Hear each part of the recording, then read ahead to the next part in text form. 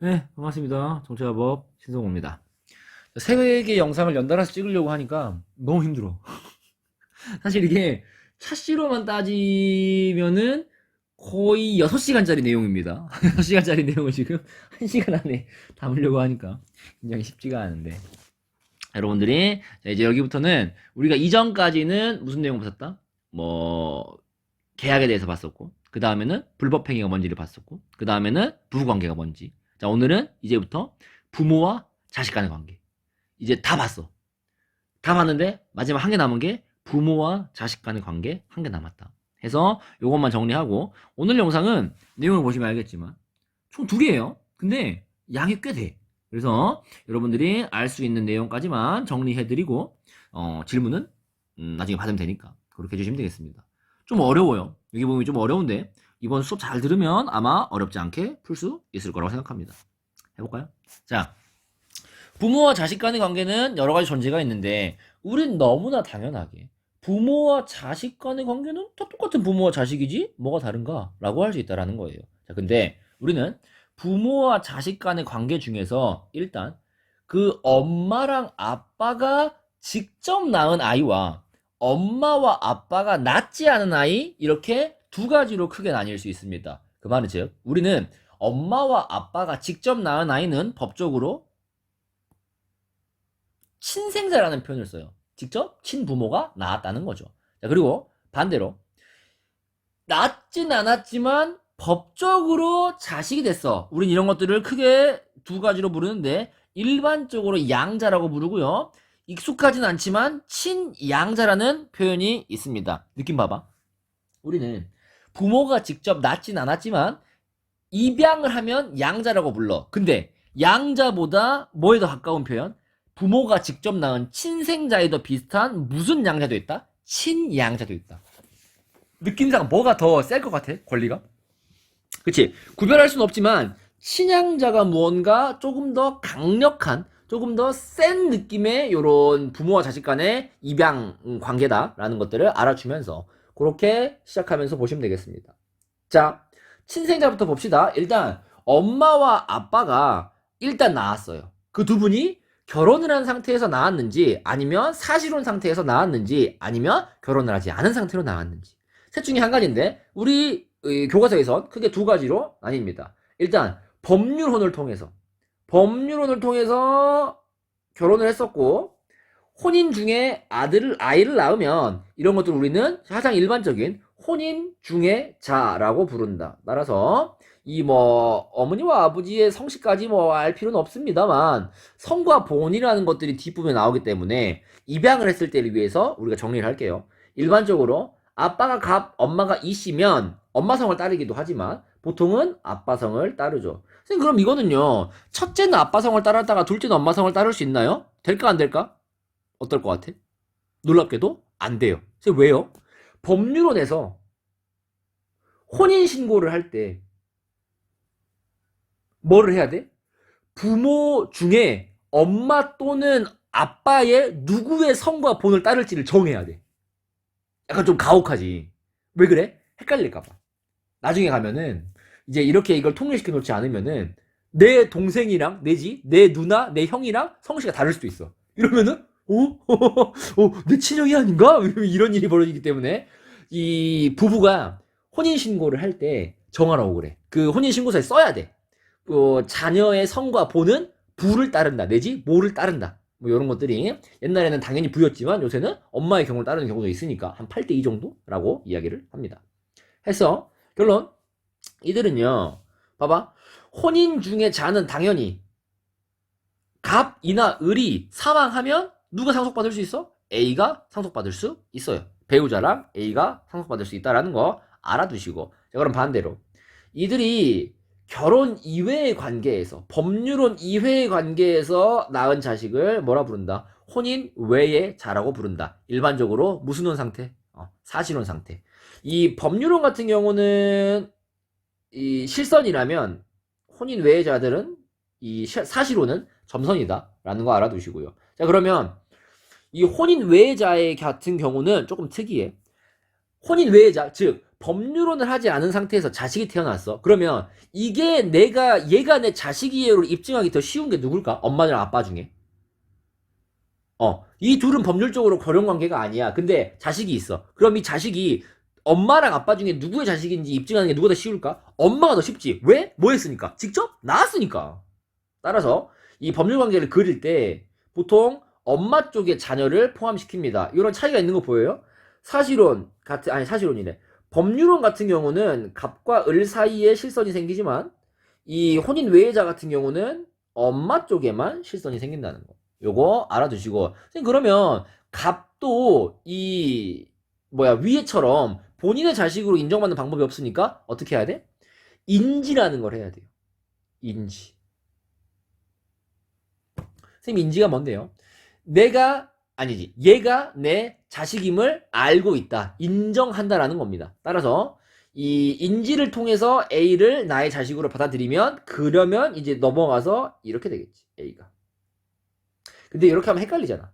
그래서 우린 일반적으로 인지를 해준다고 쓰고, 보통 사실로는 누구 아래에만 선을 그어? 엄마 아래에만 선을 긋고, 아빠가 뭐를 하면, 인지를 하면은 위에랑 똑같은 상태로 확인을 한다. 자, 근데 만약에 아빠가 안 해준대. 그러면은 A는 뭐를 할 수 있어? 인지청구해서 아빠! 아빠 나 아들, 응애나 아빠 아들 할 수 있다라는 거야. 뭘 청구할 수 있어? 인지청구해서 얘 사람이 내 아빠임을 확인해주는 소를 제기합니다. 할 수 있다는 거지. 자, 그러면 이렇게 해서 인지가 되면 갑이 죽었을 때, 아빠가 죽었을 때 누가 상속받을 수 있다? A. 자식인 A가 상속받을 수 있다. 선생님, 그럼 만약에요, 인지가 안 되면 상속 못 받아요? 응, 못 받아. 왜요? 아빠임을 인정하지 않았으니까요. 뭐로? 법률적으로.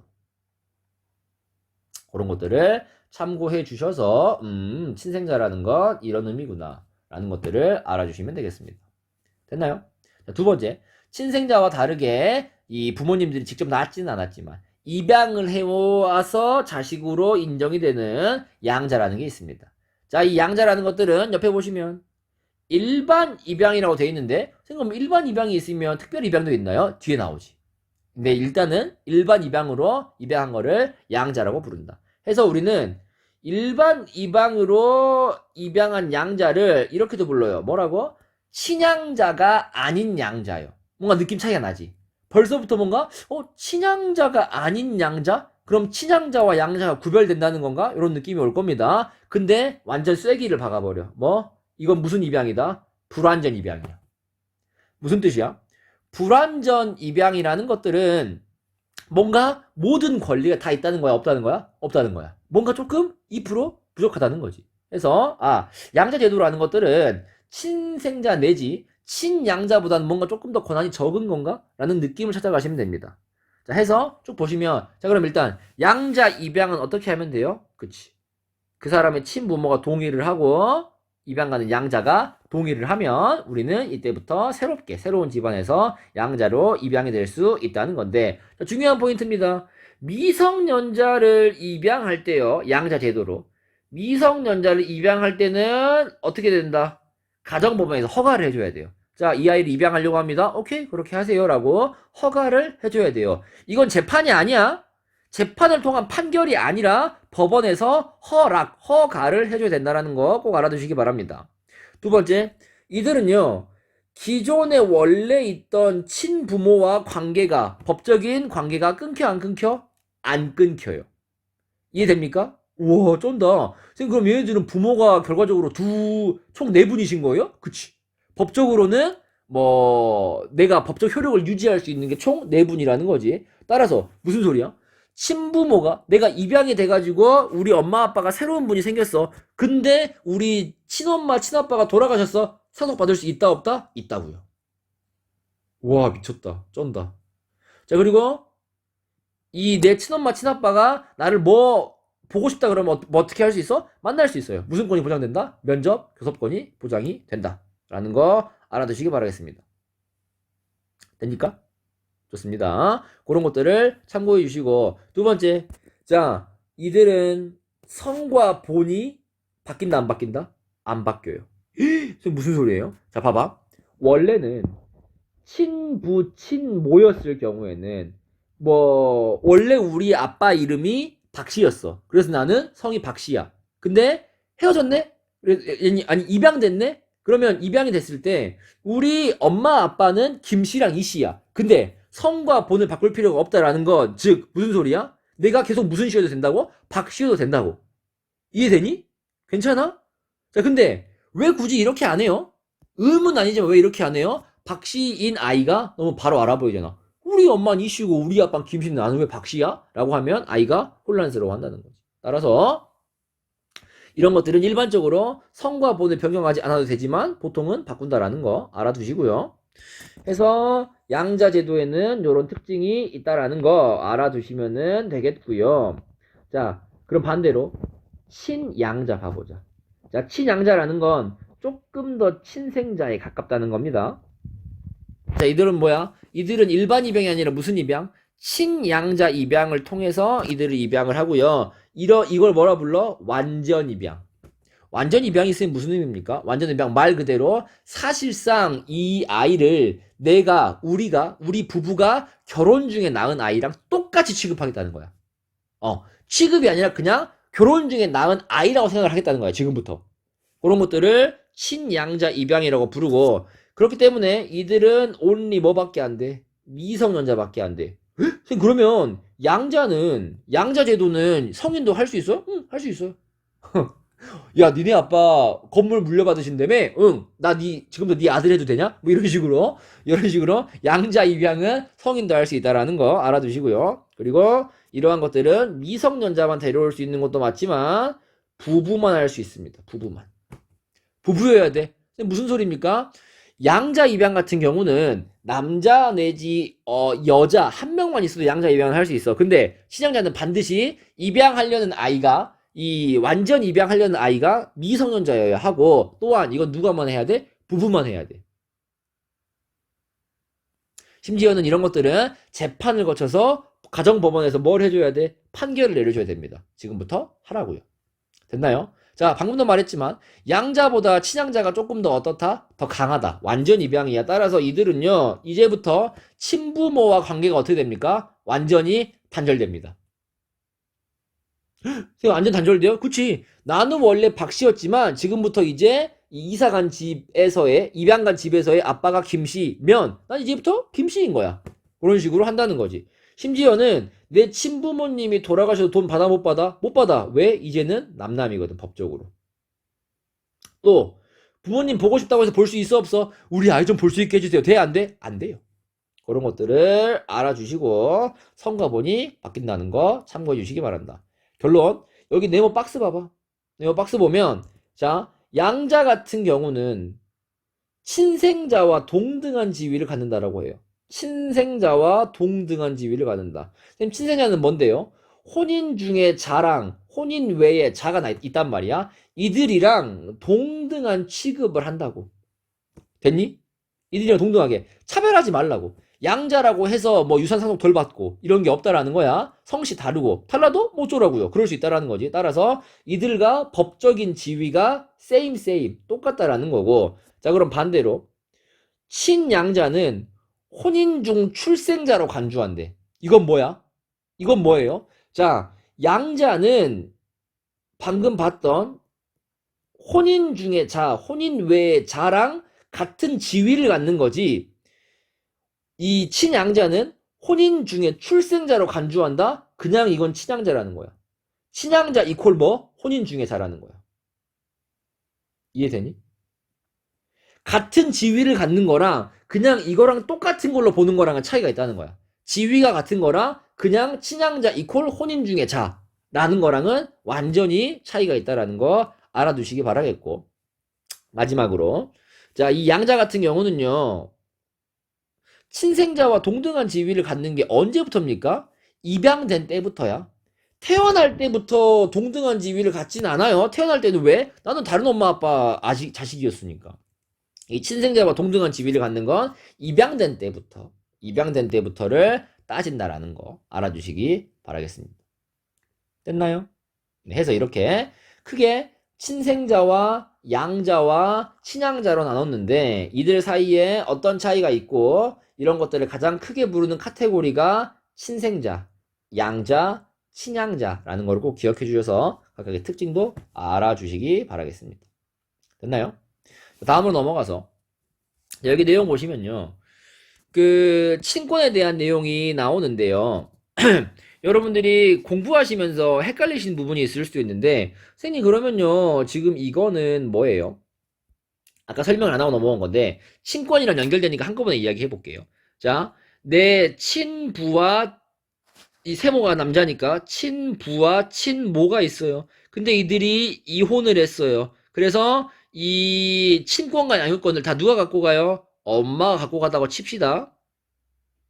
자, 근데 이 을이 병과 새롭게 결혼을 했어요. 자, 그러면 이 A는 병을 뭐라고 불러요? 아저씨? 아저씨? 그쵸? 아저씨라 부를 수도 있겠지만, 자, 이렇게 결혼을 해서, 뭐, 친양자로 입양을 하면은 아빠가 되는 거고, 양자로 입양을 해도 아빠가 되는 거지. 근데 안 하면은 아저씨인 거고, 그렇게 하다가, 자, 그러면 하나만 물어보자. 입양을 하면, 친양자로 입양을 한다 쳐. 그래서 A가 더 이상 이제 갑이 친아빠가 아니라 병이 친아빠가 되는 거야. 자, 이러면, 친부와 친모는 완전히 모든 친권을 소멸해요. 자, 그러면 병이 양부가 새로운 친아빠가 되면은 을은 뭐야? 원래 친엄마는 아줌마가 돼? 친모였으니까? 친양자 입양을 하면은 친부와 친모가 권리를 잃으니까 원래 친엄마는 아줌마가 됩니까? 아니죠. 따라서 이런 것들처럼 친양자 입양을 했을 때 재혼을 하면 친모의 지위는 유지된다는 거야. 이 상황에서. 반대면은 친부의 지위가 그대로 유지되는 거고. 이해됩니까? 따라서 뭐 친양자 입양을 하면은 기존의 부모님들 친부 친모의 지위를 잃는 게 맞지만 이런 경우 재혼의 경우에는 같이 있는 요 엄마 또는 아빠는 갑자기 아저씨가 되거나 아줌마가 되는 건 아니라는 거. 그런 것들을 참고해 주시기 바란다. 그래서 자, 이런 것들이 친권이랑 연결이 되는데요. 방금 말했던 친권이 뭐예요? 미성년자에 대해서 부모로서 갖는 각종 권리입니다. 권리와 의무죠. 그래서 권리와 의무의 내용을 보시면 권리는 뭐가 있어? 대리권. 무언가를 대신해 줄 수 있는 계약 같은 것들. 대리권이 있고요. 동의권. 그리고 알바 같은 거 동의해 줄 수 있는 동의권이 있고요. 그리고 거소 지정권. 이 아이가 어디서 살지. 그리고 재산 관리권. 돈을 관리할 수 있는 권리가 있습니다. 그리고 의무는 뭐야?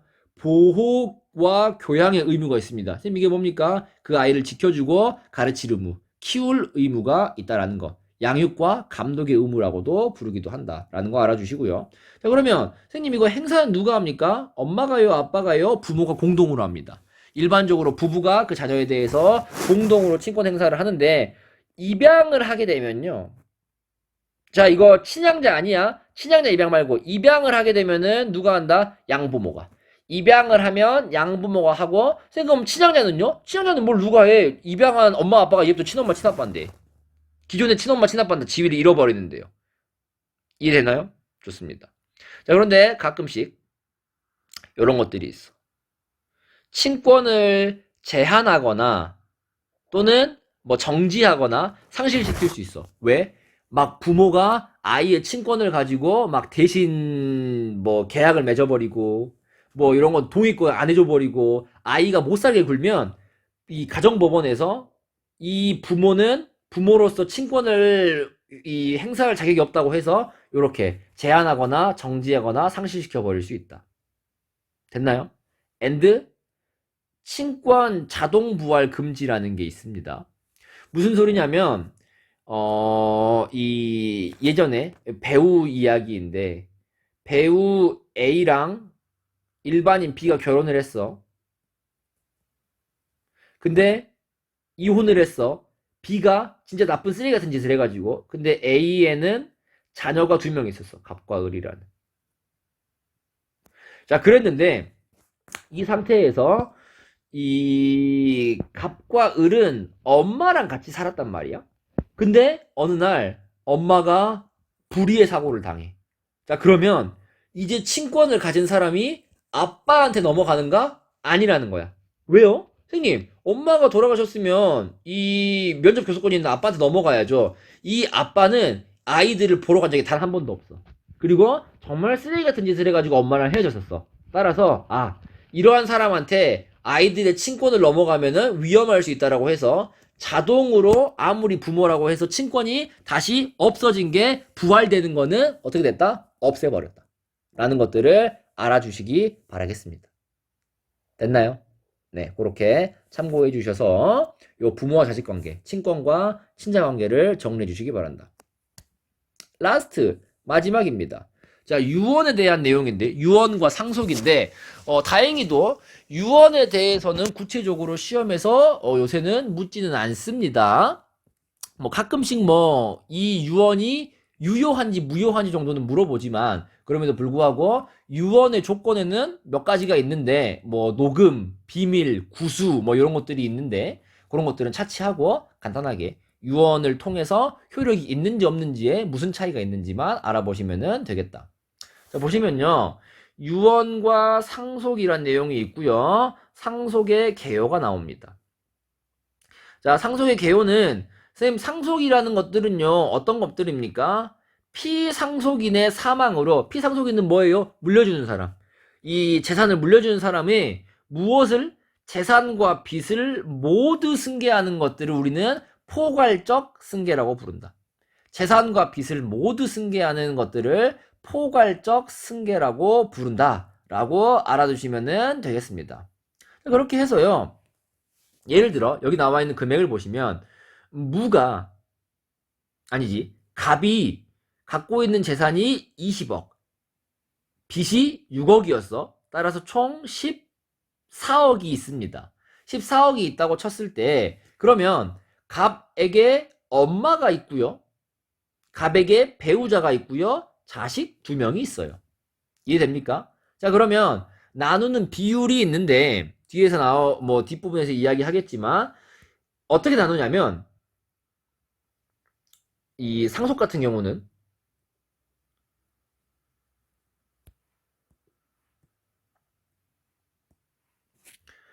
순서가 있어요. 순서. 이 상속을 받는 순서가 있는데 여기를 보시기 바랍니다. 됐니? 자, 상속 순서에서 뭐가 있냐면 직계 비속과 배우자, 법률론을 가정해서 직계 비속과 배우자가 있습니다. 직계 비속은 선생님 뭐예요? 낮을 빗자를 써서 자식이요. 상속을 1순위로 받은 사람은 자식이랑 누구? 배우자. 이해됩니까? 두 번째는 직계 존속이랑 배우자. 무슨 소리입니까? 배우자랑 직계 비속이 둘 다 자식과 배우자가 없으면 누가 받아? 엄마랑 아빠가 받아요. 직계 존속이 받는다는 거. 그럼에도 불구하고 없으면 누가 받는다? 형제, 자매가 받고 그럼에도 불구하고 없으면 사촌 이내의 혈족, 반계 혈족이 받는다는 거 참고해 주시기를 바라겠습니다. 됐나요? 네, 이런 것들을 알아주시고 자식이 없는 경우에는 이렇게 배우자가 받는다는 거 알아두시기 바라겠습니다. 해서 여러분들이 계산하시기에는 자, 직계 존속까지 갈 필요도 없으니까 직계 비속을 봤을 때 방금 경우에서 20억이 재산, 6억이 빚, 총 14억이 있어요. 14억이 있는 상태에서 엄마가 있고 배우자가 있고 자식이 있어요. 자, 그러면 엄마는 돈 받을 수 있어요? 없어요? 없어요. 왜? 1순위인 직계 비속과 배우자가 있기 때문에 돈을 받을 수 없다. 누구는? 엄마는. 따라서 근데 이 비율이 있다. 보통은 자녀랑 배우자 이렇게 있는데 1대 1.5예요. 이해됩니까? 0.5배를 더 줍니다. 배우자에게는 0.5를 더 준다는 거 알아주시고 따라서 병과 장의 자녀가 있고 을이 있으면 1대 1대 1.5가 되겠다. 엄마는 돈 못 받으시고요. 직계 비속이 있으니까. 그래서 나누면 총 분모는 3.5가 되겠지. 그러니까 결론 병은 3.5분의 1, 정은 3.5분의 1, 여기 배우자인 을은 3.5분의 1.5를 받는다는 거. 이거를 14억으로 계산을 하면 병이 4억, 얘가 4억, 얘가 6억 이런 식으로 계산을 할 수 있는데 계산하는 문제는 안 나오니까 뭐 굳이 그렇게 머리를 썩힐 필요는 없을 것 같습니다. 됐나요? 네, 그렇게 정리해 주시고요.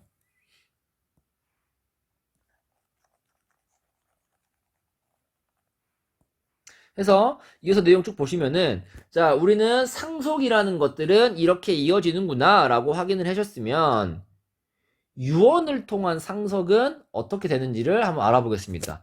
유언에 따라서 이 돈이 상속이 되는 것들을 유증에 의한 거라고 이야기를 하는데요.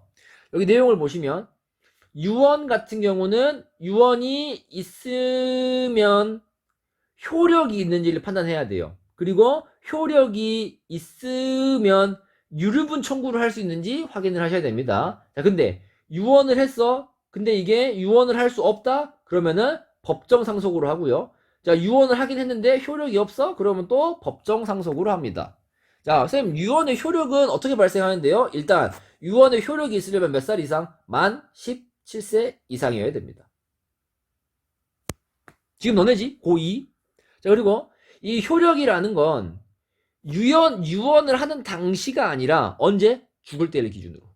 사망시를 기준으로 할 수 있고 철회할 수 있다. 철회할 수 있다는 게 뭡니까? 계속해서 유언 내용을 수정할 수 있다는 의미입니다. 그렇게 해서 아 그렇구나 라고 참고해 주시고 자 여기를 봤을 때 선생님 그럼 유언을 할 때요 유언에도 뭔가 요건이 필요합니까? 여기 요식주의라는 게 나오지.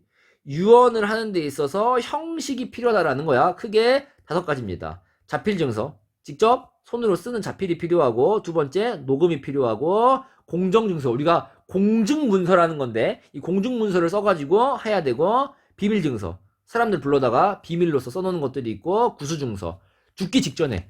구수증서가 뭐냐면 그 이제 임종하기 직전에 자식들 불러놓고 이제 글을 쓰는 겁니다.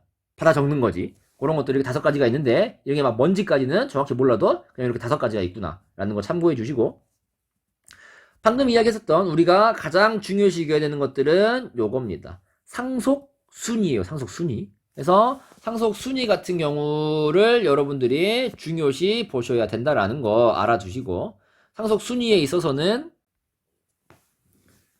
네, 해서 이 상속 순위를 잘 알아두시기를 바라겠고요. 중간에 끊었다가 해가지고 네 조금 중간에 어색할 수 있는데요. 자, 해서 결론. 자, 이 상속 순위 같은 경우는 가장 우선시 되는 건 일단 누구다? 낮을 빛에 써서 자식과 배우자입니다. 자, 근데 자식이 아무도 없어. 그러면 누구한테 넘어가? 그때 이제 그 죽은 사람의 엄마 아빠와 배우자가 공동으로 받을 수 있다라는 거지. 자, 근데 엄마 아빠도 없네. 온리 배우자밖에 없어. 그러면 어떻게 돼요? 배우자한테만 단독으로 상속이 된다는 겁니다. 따라서 뭐 그럼 당연히 배우자만 받는 거 아닙니까? 처음부터 라고 할 수 있겠지만 뭐 직계 비속이랑 배우자가 있었어. 예를 들어 갑이 을이랑 결혼을 했는데 죽었어. 이 사이에는 A랑 B가 있고 갑의 부모 뭐 정이 있었어. 이런 경우에 A랑 B가 상속을 안 받겠대.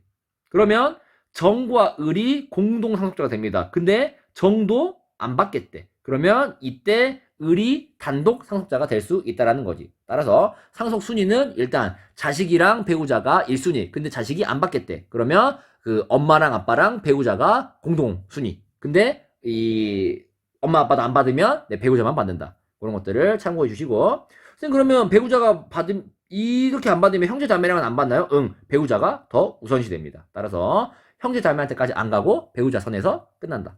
이런 것들을 알아두시고요. 선생님 그러면요 이런 것들 돈을 나눠줄 때는요 얼마씩 나눠주나요? 자 일단 기본적으로 원칙은 뭐야? 균분상속. 뭔 뜻이야? 돈은 무조건 똑같이 n분의 1로 n분의 1로 무조건 해야 됩니다. 이 사람이 뭐 친생자든 양자든 친양자든 뭐 혼인 중해자든 혼인 외자든 뭐 무조건 인지가 돼 있으면 나이가 몇 살이든 아들이든 딸이든 다 필요 없어. 무조건 뭐 어떻게? n분의 1. 근데 누구만 특별 대우? 배우자만. 배우자만 몇 프로 더 줘요? 50% 더 줘요. 이해됩니까? 우리 그 뭐야 그 초과 근무하는 것처럼 50%더 준다. 해서 배우자만 1.5배를 받는다. 자식 1대 1.5 이런 식으로 계산식 같이 기억해 주시기를 바라겠습니다. 구하라는 문제는 안 나오니까 너무 걱정하지 마셔라. 이런 것들 참고해 주시고요. 자, 그런데 아까 이야기했잖아. 어떤 사람이 이 유언을 남겼는데 전액 사회에 환원하겠다. 예를 들어 뭐 유산이 100억이야. 유산이 100억인데 나는 전부 일을 뭐 복지단체에 기부하겠다. 이러면 이제 막 큰일 났죠. 어떡하지? 이런 것들은 경우에 유류분이라는 게 있습니다. 유류분이 뭔데요? 유가족들을 위해서 남겨둔 몫이라는 게 존재하는데요. 자, 이거는 법적으로 받을 수 있는 것의 절반이야. 법적으로 하면 직계비속 1대 배우자 1.5, 직계비속 없으면 직계존속 1대 배우자 1.5 이렇게 받을 수 있는데 만약에 유산이 100억인데 전액 기부하겠대. 그러면 이 중에서 잠깐만 멈춰! 해서 이 청구할 수 있는 금액이 있다라는 거지. 일단 먼저 제일 우선시되는 직계 비속과 배우자요. 그 돌아가신 분의 자녀와 이 배우자는 원래 받기로 한 거에 절반씩을 요구할 수 있습니다. 됐나요? 절반씩을 요구할 수 있어요. 자, 그러면 근데 직계 비속이 없어. 그리고 배우자도 없어. 그러면 직계 존속이나 형제 자매. 다시 한번. 직계 존속이나 형제 자매는 얼마까지? 3분의 1까지. 쉽게 생각해서 돈을 받을 경우가 생겼을 때 이들이 유류분을 청구를 한다면 자식과 배우자는 2분의 1까지 청구, 그리고 엄마 아빠나 형제 자매는 3분의 1까지 청구할 수 있다는 거. 이런 것들을 알아주시기 바라겠습니다. 자, 그러면 선생님 만약에요, 진짜 만약에 이런 것들은 전액을 기부한다고 했을 때 보통 유류분을 청구하는 건데, 그러면 그 돌아가신 분이 처음부터 절반만 기부하면요? 법으로 정해놨어. 절반만 기부를 하겠다고 써놓으면 직계 비속과 배우자는 뭐를 청구하지 않는다? 청구할 수 없다? 유류분을 청구할 수 없다. 왜? 그냥 남은 거 가지고 분배하면 돼요. 뭘로? 법적 상속액으로. 어차피 그래봤자 뭐랑 똑같아. 유류분이랑 똑같아. 따라서 유류분 청구하면 사실 구질구질하잖아. 아, 뭐 사모님의 뭐 여러분의 아버지께서, 여러분의 뭐 배우자께서 너무나 훌륭하시게도 사회에 환원하고 가셨습니다. 자, 근데 손 잡고 저기요, 유류분은요? 이러면 약간 추해지잖아. 그래가지고 따라서 이런 식으로 깔끔하게 절반만 이 재산을 남기고 가면 알아서 법적 상속액으로 받을 수 있다는 거 참고해 주시기 바라겠습니다. 됐나요? 자, 이런 것도 알아주시고, 자, 5번째입니다. 5번째 보시면요, 상속인 보호제도라는 게 있습니다. 상속인 보호제도라는 게 이게 무슨 소리야? 상속받는 사람들이 맨 처음에 말했던 것처럼 재산을 상속받을 수도 있지만 뭐를 상속받을 수도 있고 빚을 상속받을 수도 있어. 따라서 근데 항상 재산보다 빚이 많다는 보장이 있어? 없지. 아니, 빚보다 재산이 많다는 보장이 있습니까? 없어요. 재산보다 빚이 많을 수도 있어요. 이런 경우에는 물려받을 사람들을 도와주는 거지. 해서 어떻게 진행되냐면요, 가정법원에 신청을 합니다. 어떻게 하겠다고? 일부만 받겠습니다. 이해되니?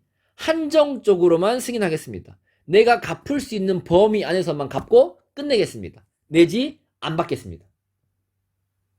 두 가지를 할 수 있다는 거야. 이해되니?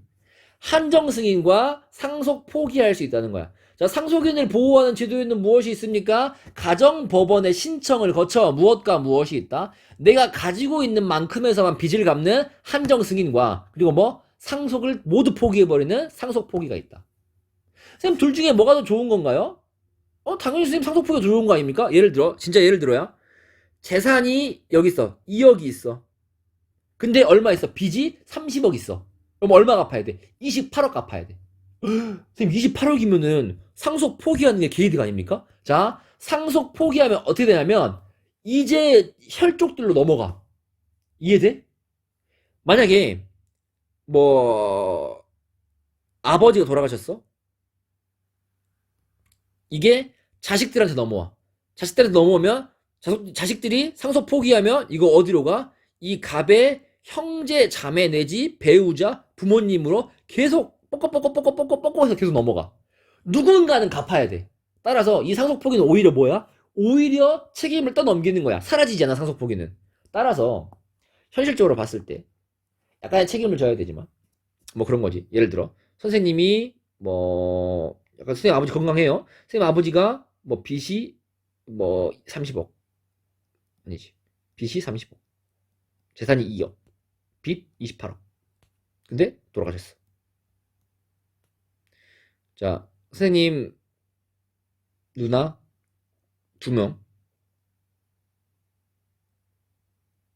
아버지, 어머니. 자, 해서 상속이 됐어. 자, 그러면은 나눠 가져야지. 1.5, 1, 1, 1 해야 되는데 엄마, 상속 포기하세요. 뭐 누나, 상속 포기하세요. 누나, 상속 포기하세요. 성우야, 너가 28억 갚게? 이때 뭐라 할 수 있어? 멋있게 뭐라 할 수 있어? 내가 알아서 할게. 라고 해서 그럼 나는 바로 뭐 신청해? 한정승인 신청해. 바로 법원으로 불행 살려가지고 한정승인 신청해. 자, 제가 1억이 있습니다. 자, 1억이 있습니다. 하면은 그 아버지한테 돈 빌린 사람들 다 불러. 자, 1억 있습니다. 알아서 나눠 가지세요. 그리고 다 잊어버리세요. 나는 얼마만 갚으면 돼? 1억만 갚으면 돼. 따라서 상속 포기를 하면요. 다른 형제자매 내지 뭐 엄마 아빠 아니 엄마 아빠래. 내 엄마 아빠 내지 다른 친척들한테 넘어갈 수 있으니까 상속 포기를 시키고 한정 승인을 하면 빚 28억 중에 내가 갖고 있는 1억만 이 환산을 하고 나머지는 다 제로 사라질 수 있다. 이런 것들이 방법이 있다라는 거 알아두시고.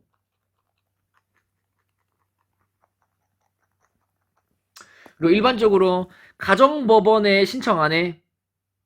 나 이거 한정 승인이나 상속 포기 신청 안 합니다. 그럼 어떻게 돼? 단순 승인. 단순 승인은 뭐예요? 재산과 빚을 모두 물려받는 겁니다. 됐나요? 자, 이렇게 해서 우리가 지금까지 유언과 상속까지 어떻게 진행되는지 알아봤는데요. 자, 여기 있는 내용 보시면요. 2022학년도 9월 모의고사 10번인데 우리가 지금까지 배운 내용을 정말 잘 정리해 놓은 내용입니다. 따라서 여기 이거 EBSI 가면은 기출문제 있거든요. EBSI 들어가셔가지고 꼭 한번 이 문제 풀어보시길 바라겠습니다. 여러분들이 시험 보는데 도움이 많이 될 겁니다. 자, 해서 우리가 총 이 불법행위부터 유언과 상속까지 총 3파트에 나눠가지고 우리가 영상을 올려줬는데요. 공부하시다가 모르는 부분 있으면 영상 보고 참고하시고 혹시나 영상을 봐도 무슨 말인지 모르겠으면은 카톡 보내주시면 선생님이 좀 늦더라도 답변 해드리도록 하겠습니다. 고생 많으셨고 2학년 동안 여러분들이 있어서 너무 즐거웠습니다. 시험 끝나고 건강하게 웃는 얼굴로 보기를 바라겠습니다. 마지막 2학년 시험 최선을 다하시기 바라겠습니다. 화이팅!